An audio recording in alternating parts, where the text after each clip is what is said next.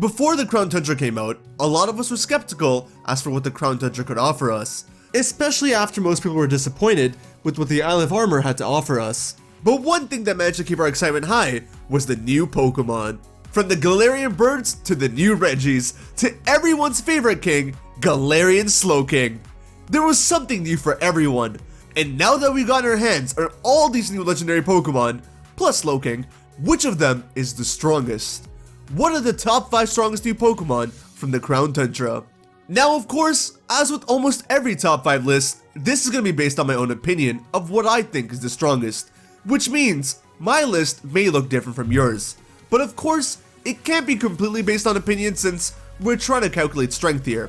That being said, I'm not the best competitive battler in the world, but hey, I think I got a good feel for most of these Pokemon to be able to rank them a few days after release. And who knows, a couple of months from now, I may be looking back on this video to see how surprisingly accurate I was.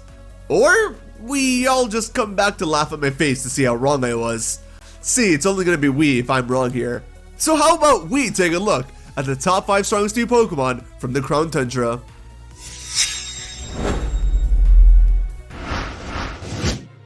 Number 5.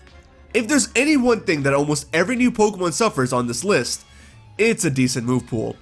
One Pokemon that doesn't suffer a bad move pool, however, is Galarian Slowking. But we have Reggie Drago here instead. Now honestly, this number 5 position was the hardest choice to make for this list.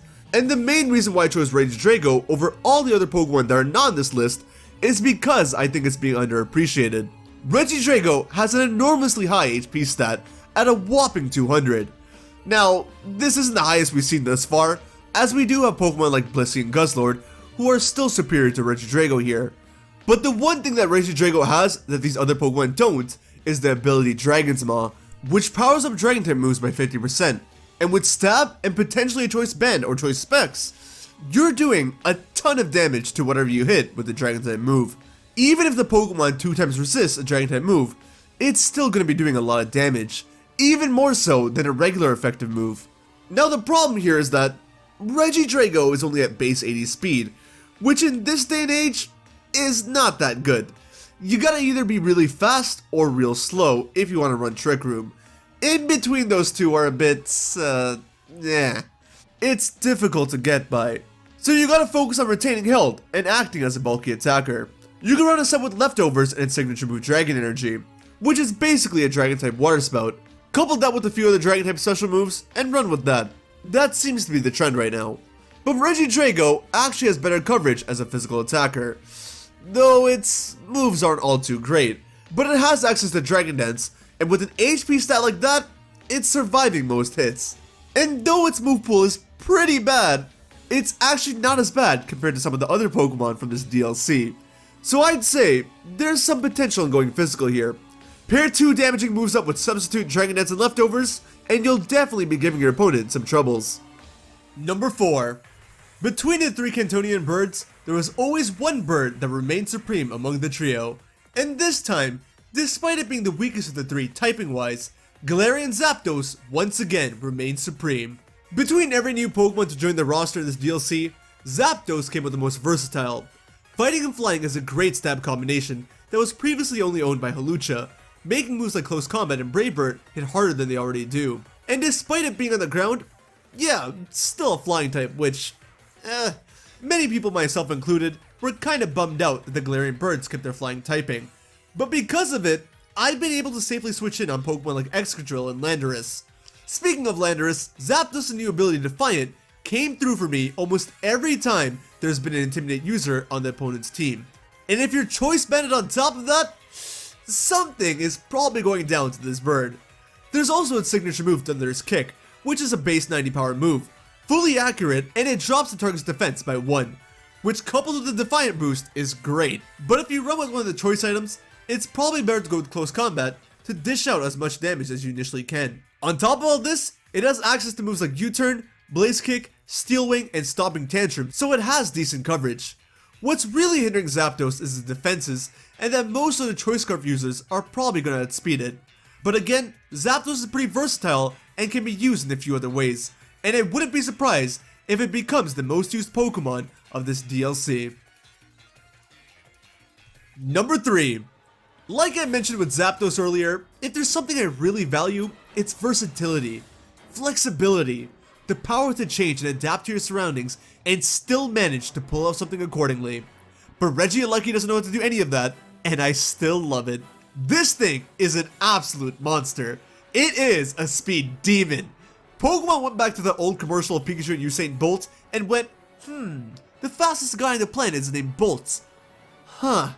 Bolt sounds electric, and electric Pokemon are fast. Hey, how come our fastest Pokemon in the game is a weird space alien and not electric type? And thus, Reggie Lucky was born. The fastest Pokemon in the game, and it's pretty much rocking the exact same situation as Reggie Drago with its stats, moves, and ability. However, in this case, Reggie Lucky's jaw-dropping 200 speed and transistor ability work very well together, literally outspeeding everything in the game and causing it to be this incredible sweeper. Just like Reggie Drago, the worst thing about Reggie Lucky is its move pool, but this time it's worse. You pretty much don't even have the option to click anything except for electric type moves, which means if your opponent has a ground type Pokemon or a Volt Absorb Pokemon, Reggie Lucky isn't doing anything to it at all. But in a way, that's actually one of the greatest things about it. It's so strong that you need to have a ground type or a Volt Absorb Pokemon on you at all times, cause if you don't, you're getting swept. And on top of this, this thing has a terrain boost. If you have Tapu Koko set up electric terrain and Reggie Lucky hits rising voltage and you don't have anything that's immune to electric, that's it. Game over. It's a zap zap goodnight to you, my friend.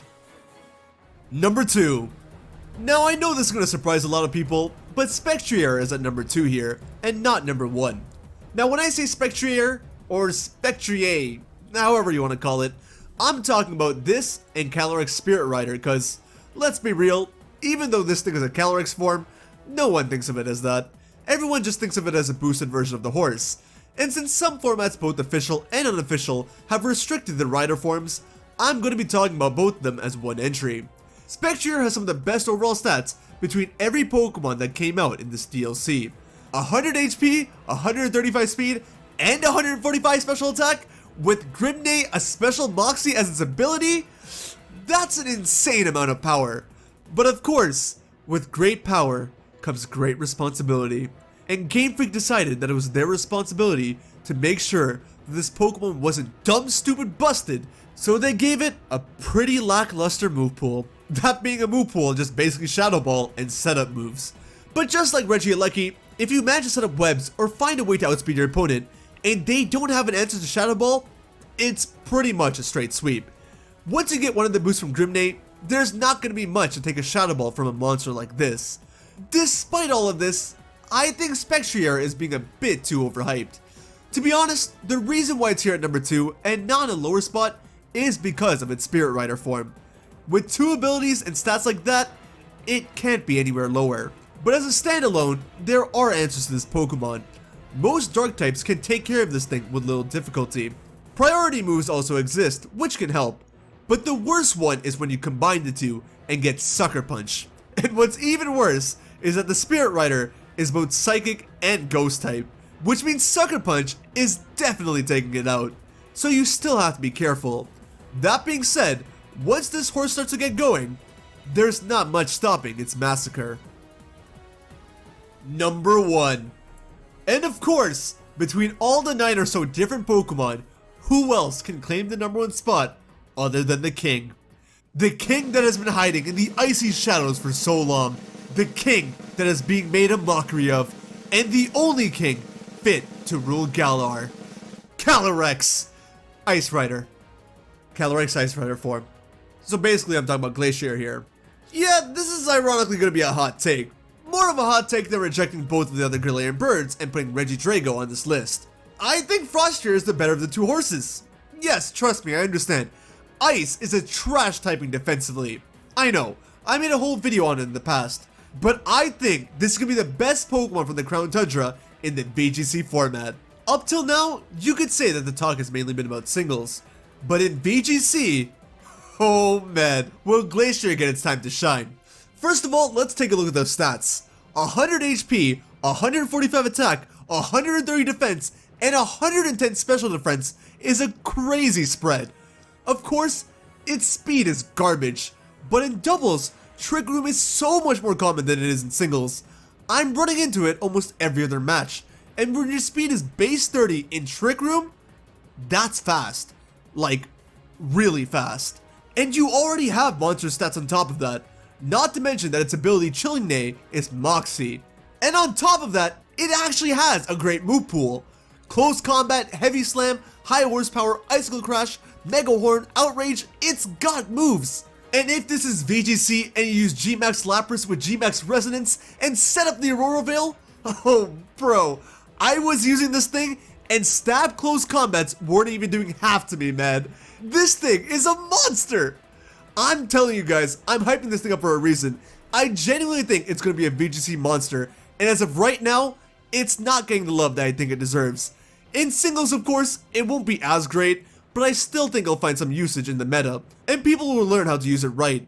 But again, as far as I'm concerned, this thing is going to wreck house in doubles.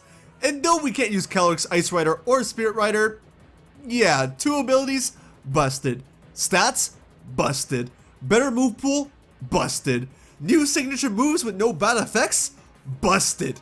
Sucker Punch, also busted on a Psychic and Ghost type Spirit Rider, but a Psychic and Ice type Ice Rider is probably living that. So I'm giving the #1 spot to the Ice Boy. Hey, so did you know that none of these legendaries are version exclusive, but some of the ones in the Dynamax Adventures are? If you want to know more about the version exclusive Pokemon in the Crown Tundra, then be sure to check out my video on all of the Sword and Shield exclusives. Or if you want more top 5 related content, then stay tuned, as I got more of those coming later this week. Thanks for watching, guys. I hope you enjoyed. Let me know what you thought of the list and which Pokemon you think is the strongest from the Crown Tundra. Take care of yourselves, have a wonderful day, and I will see you guys over in the next video, alright? Later.